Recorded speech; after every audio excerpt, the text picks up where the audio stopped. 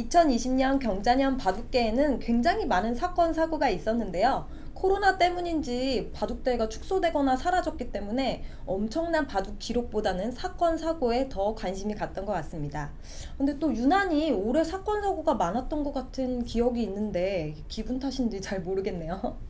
파란만장한 1년을 보낸 김은지 선수 이야기나 마우스 클릭 사건 또는 조혜연 선수의 스토킹 악몽 등이 저는 기억에 남더라고요. 정 기자가 꼽은 2020년 바둑계 사건 사고에 대해서 오늘 알아보겠습니다.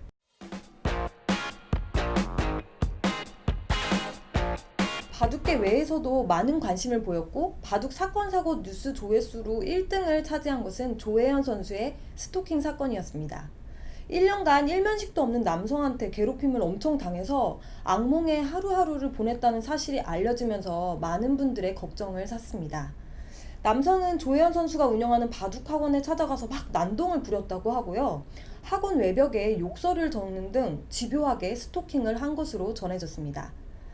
참다 못한 조혜연 선수는 국민청원을 올렸는데요. 흉악한 스토커를 두려워하는 대한민국 30대 미혼 여성입니다 라는 제목으로 글을 올렸습니다. 자신이 당했던 내용을 구체적으로 진술을 했고요. 스토킹 피해의 심각성을 세상에 알리면서 관련법 개정을 청원했습니다. 해당 사실이 알려지고 남성은 구속 기소가 됐고요. 법원으로부터 징역 2년을 선고받았다고 합니다. 대단한 것은 조혜연 선수가 이런 극한 상황을 정신력으로 이겨냈고 대주배에서 우승을 차지해서 바둑팬들의 많은 박수를 받았습니다.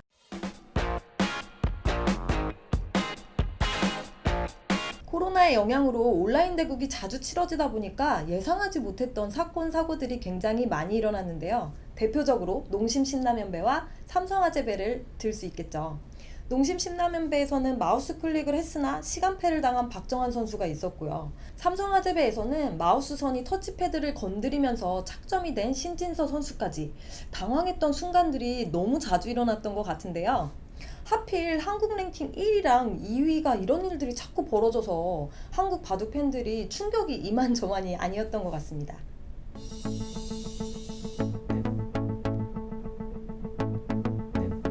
박정환 선수 같은 경우에는 재대국을 치르면서 하루에 2판을 대국해야 하는 극한의 상황에 처해 있었는데요. 이 시간을 다 이겨냈고 최종국까지 가는 투혼을 보여줬습니다. 신진서 선수에게 올해 가장 기억에 남는 순간이 있었냐라고 질문을 하자 농심 신라면배 박정환 선수의 투혼을 꼽더라고요. 일단 뭐 LG배 우승한 것도 있고 삼성화재 준우승한 것도 기억이 나고 박정환 선수 시간패한 것도 기억이 나고 신진서 선수 같은 경우는 초반 1선에 돌이 놓였는데 포기하지 않고 끝까지 대국을 이어가는 프로다운 모습을 보여줬습니다. 공통적으로 극한의 상황에 몰렸을 때 최선을 다해서 대국에 임하는 모습이 굉장히 아름다워 보였는데요. 마우스가 가져다준 황당한 사건을 명장면이 되게 만들어준 두 선수의 모습은 바둑 팬들의 기억에 오래 남을 것 같습니다.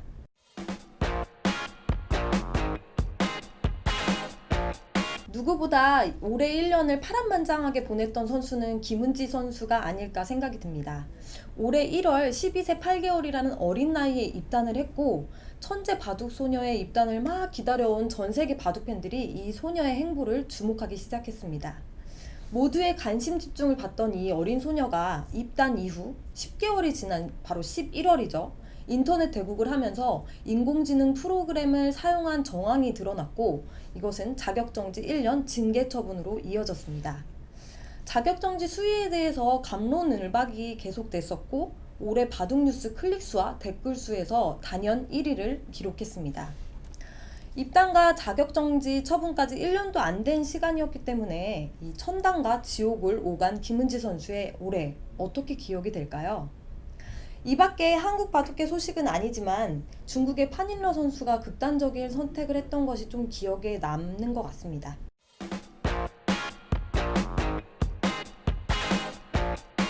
그렇다면 중국 바둑 기자들은 올해 한국 바둑계를 어떻게 바라보고 있을까요? 바둑계에 오래 종사한 중국 기자한테 질문을 했는데 의외의 이야기를 해서 굉장히 신선하게 다가오더라고요. 개인적으로는 농심 신라면배나 삼성화재배 마우스 사건에 대해서 이야기를 하지 않을까 싶었는데 전혀 아니더라고요. 가장 최근에 있었던 일이어서 그런지 박정환 선수가 중국 갑조리그에서 14승 1패로 다승 1위에 올랐던 것을 꼽더라고요. 또 신진서 선수에게 남해에서 7연패를 당하고 나서 박정환은 이대로 망했다라는 식으로 중국 언론이 말을 했다고 하는데요. 그 7패를 하고 나서 또 갑조리그에서 전승을 거두면서 무시무시해졌다라고 감탄을 하기도 했습니다. 또 다른 한편으로는 김은지 선수 인공지능 치팅 사건에 대해서 이야기를 했는데 너무 안타깝다라는 이야기를 하더라고요. 중국에서 이 어린 소녀들 있잖아요. 김은지, 우이밍, 스미레 선수까지 초청해서 5천원 배 와일드카드를 놓고 경쟁을 펼치려고 했었나 봐요. 그렇기 때문에 더욱 아쉬움이 남는다고 합니다.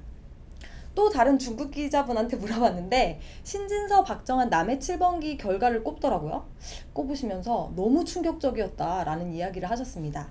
신진서 선수가 7승을 했던 것이 좀 심리적 요인이 컸던 것 같지만 이 결과가 두 사람의 실력 차이는 결코 아닐 것이다 라는 이야기를 전했습니다.